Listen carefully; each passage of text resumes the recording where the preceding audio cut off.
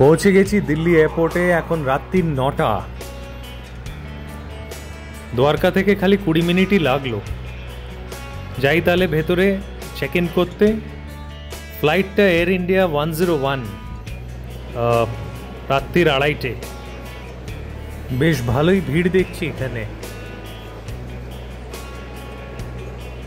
International এয়ারপোর্টে আসার পরে বোঝা যায় কত লোক বিদেশ যাচ্ছে। যতখানি ডোমেস্টিকে ভিড় নেই ওর প্রায় ডাবল আমি এখানে দেখছি। যাই লম্বা লাইন দেখতে পাচ্ছি দূর থেকে। জানি না কতক্ষণ সময় নেবে। চললাম চেক ইন করতে। আমার প্রায় 1.5 ঘন্টা লাগলো চেক ইন করতে। তো আমার সাজেশন সবাইকে কি ভাই একটু তাড়াতাড়ি আসলে ভালো। কোনো সময় অনেক লম্বা লাইন থাকে। লাকিলি আমার একটা সাইড লাইনে হঠাৎ করে একটা নতুন কাউন্টার খুললো, ওখানে আমাকে ডেকে নিল। ওয়েল, চেক ইন হয়ে গেছে। এখন অন্যদিকে চলে এসেছি। দেখে মনে হচ্ছে না এখন রাত্রি 10:30 কি 11টা বাজতে চললো। সবাই যেন এখানে একটা আলাদাই এনভায়রনমেন্টে এনজয় করছে সব। কেউ দোকান পাশার করছে। তারপরে ওইদিকে দেখলাম বেশ সুন্দর একটা পাব আছে, আর এই যে আইরিশ হাউস, এখানে বসে সব এনজয় করছে, ড্রিঙ্কস নিচ্ছে। তো ভালোই একটা পরিবেশ করে রেখেছে সবাই। সবারই সব মাঝরাত্রিরে ফ্লাইট। এখানে যা যে পাচ্ছে শপিং করছে, খাবার খাচ্ছে, কেউ বই কিনছে। আমি আবার একটা নেক পিলো খুঁজতে গেলাম। এখানে দেখলাম 4,000 4,500 কমে কিছু পাচ্ছি না। আমি ভাবলাম ছেড়ে দিয়ে এবারটা দেখি অন্য জায়গা থেকে যদি পাই আমি তাহলে কিনবো।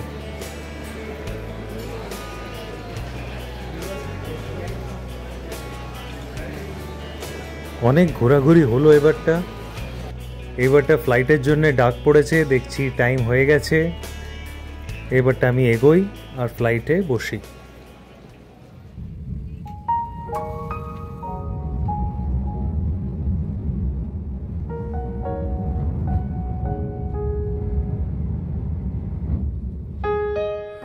পনেরো ঘন্টার এক্সপিরিয়েন্স আমার এই হলো কি আয়েল সিট সবচেয়ে ভালো আর সবচেয়ে টাইট হলো মিডল সিট। খैर আমাদের রুটটা ছিল দিল্লি থেকে মস্কো হয়ে, গ্রিনল্যান্ড হয়ে, কানাডা হয়ে আমরা পৌঁছলাম নিউ ইয়র্ক। তো এই পুরো রুটটা কিন্তু আমরা 15 ঘন্টায় করলাম। নিউ ইয়র্কের দিকে এগোচ্ছি। এবারটা ধীরে ধীরে ল্যান্ড দেখা যাচ্ছে চারিদিকে, আর আরও ক্লোজ আমরা যাচ্ছি। আধ ঘন্টার মধ্যে ল্যান্ড করে যাব।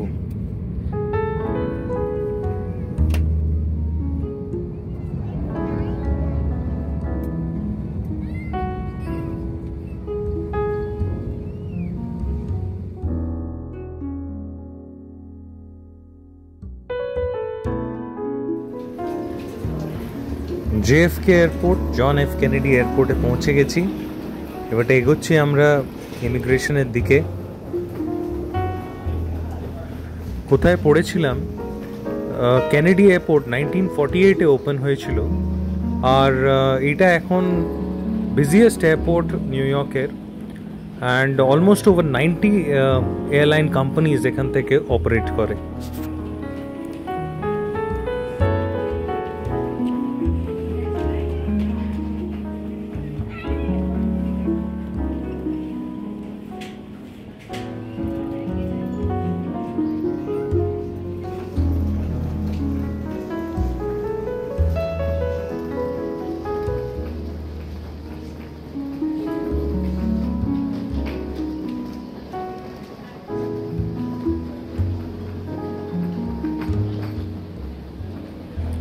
আপনারা হতে পারে জানবেন ইউনাইটেড স্টেটসের 35th প্রেসিডেন্ট হলো জন এফ কেনেডি। আর এই এয়ারপোর্টটা 1948-এ কিন্তু JFK বলতো না, তখন এটাকে আইডলওয়াইল্ড এয়ারপোর্ট বলা হতো। 1963-তে গিয়ে এই নাম চেঞ্জ হয় আর এটাকে JFK এয়ারপোর্ট বলা হয়।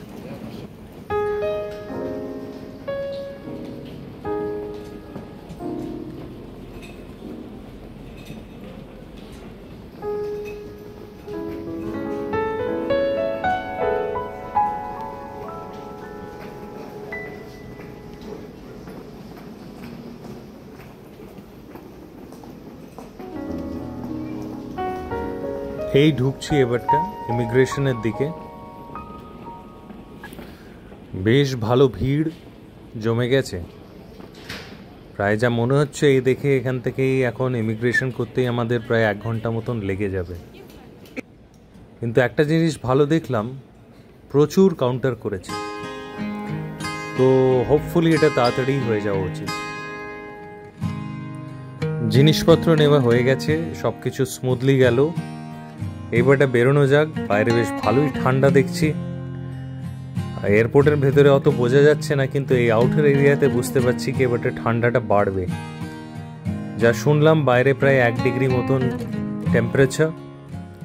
তো এবারটা এগোচ্ছি আমি এক্সিটের দিকে।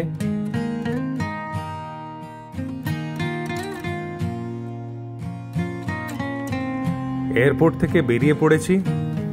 বাইরেটা বেশ ঠান্ডা।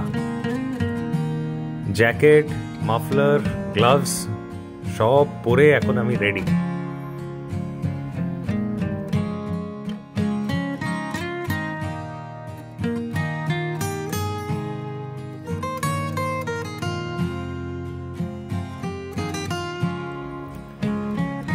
আমরা চললাম আমাদের প্রথম ডেস্টিনেশন ব্রুকলিন ব্রিজের দিকে।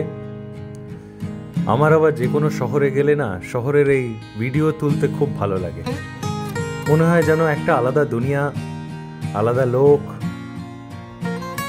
আলাদা হ্যাপিনেস এন্ড আলাদা জীবন চলছে এখানে।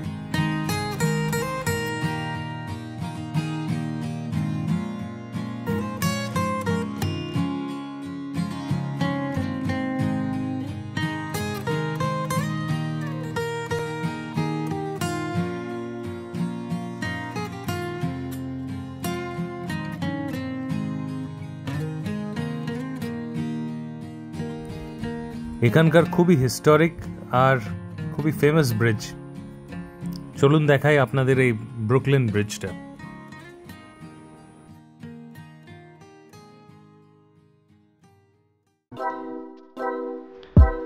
ফাইনালি নিউ ইয়র্কের আমাদের প্রথম জায়গা ব্রুকলিন ব্রিজ পৌঁছে গেছি।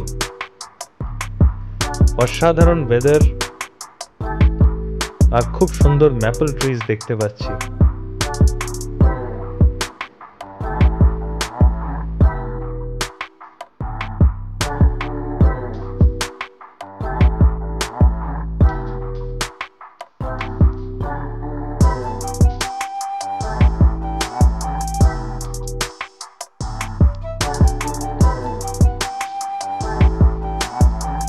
রোড ক্রস করার সময় খুব সুন্দর এই রোড সাইডে প্লান্টস গুলো দেখলাম।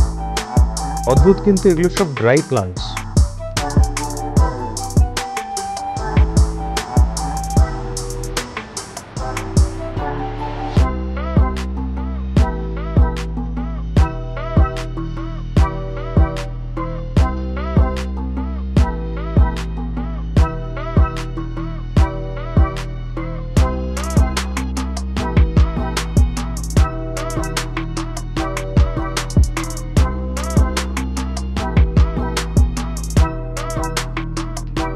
আচ্ছা, ব্রুকলিন ব্রিজকে কিন্তু একটা 19th সেঞ্চুরির ইঞ্জিনিয়ারিং মার্ভেল বলা হয়। 1883-তে এটা ওপেন হয় অ্যান্ড 14 বছর এটা লেগেছিল এই ব্রিজটাকে তৈরি করতে। It is the single longest suspension bridge in the world. আর এটা তৈরি করতে প্রায় 600 ওয়ার্কার্স লেগেছিল।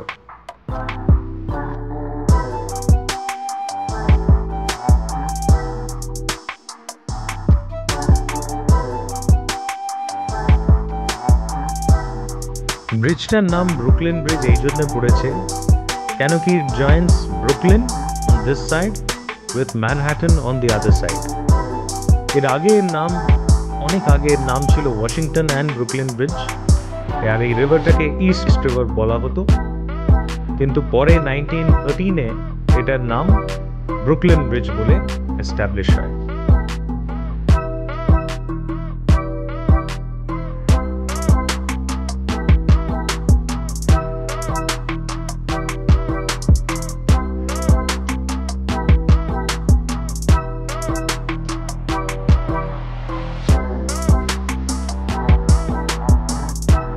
এই ব্রিজটার সঙ্গে আবার একটা বিরাট গল্পও আছে।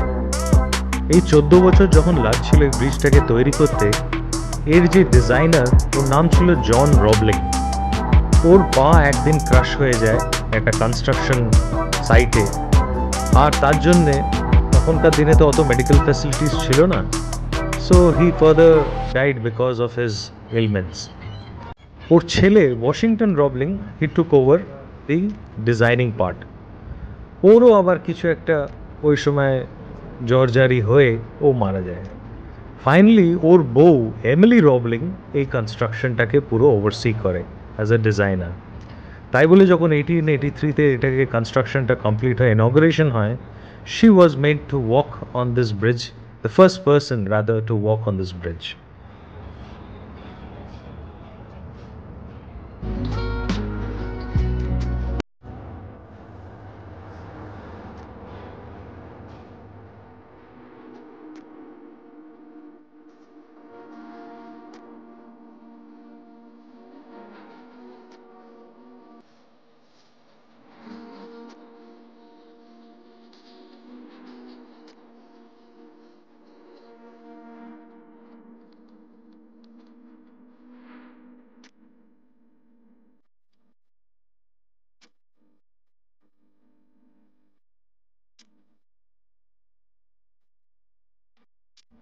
বেশ, তাহলে আমি এবারটা এগোই এখান থেকে আমার নেক্সট ডেস্টিনেশন।